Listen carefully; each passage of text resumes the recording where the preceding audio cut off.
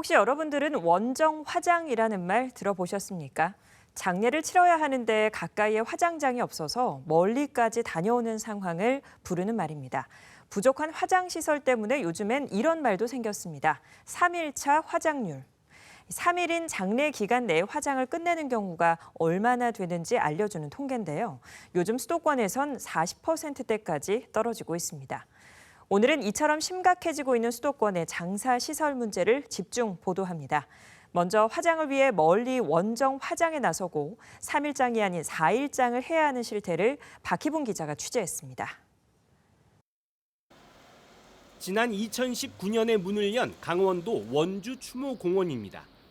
강원도 최대 규모의 광역 화장시설로 주로 원주와 횡성, 여주시 등 인근 지역 주민들이 우선 이용할 수 있습니다. 하지만 오후 시간이 되면 관외 지역 이용자들이 적지 않습니다. 경기와 서울 등 수도권에서 화장장 예약이 다 찼거나 지역 화장시설이 아예 없어 강원도까지 원정 화장을 온 겁니다. 타 지역으로 가는지가 중요한 게 아니라 예약이 안 되니까 타 지역으로 갈 수밖에 없는 거예요. 수도권에서의 원정 화장은 점점 더 늘어나는 추세입니다.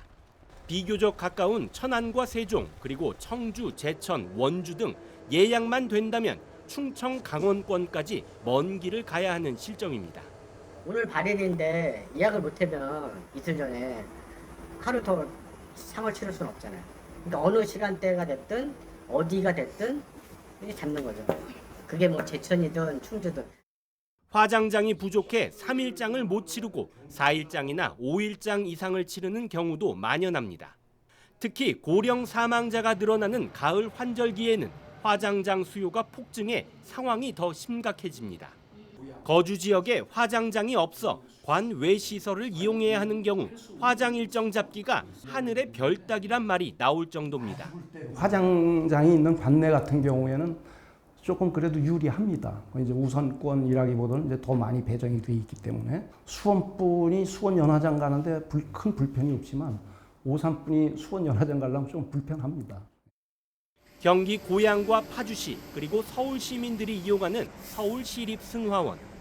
오후 4시가 넘은 시각에도 화장장을 찾은 운구차 행렬이 끝도 없습니다. 오전 예약이 불가능한 관외 주민들이 몰린 건데 오후 시간도 예약이 되면 그나마 다행입니다. 오후, 오전 할 것 없이 몰려요. 오전은 무조건 꽉 차 있고요. 네. 오후는 이제 관외분들은 4시부터 가능하시니까 이제 관외분들이 많이 돌아가셨다 하시면 오후가 꽉 찰 수밖에 없죠.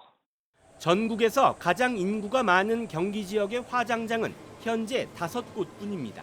사실상 포화 상태로 운영되다 보니 기존 화장시설은 화장로 운영 방식을 개선해 가동 횟수를 늘리는 등 늘어가는 화장 수요에 대응하고 있습니다. 화장로 수골 방식 시스템 개선 공사를 금년 7월 말에 준공했으며 종전 하루 49에서 45구로 9월 1일부터 화장로 확대 운영할 계획이며 8월 중순부터 보건복지부 이안을 장사정보 시스템을 통하여 예약하실 수 있습니다. 우리나라는 내년부터 국민 5명 가운데 1명이 65세 이상인 초고령 사회로 진입합니다.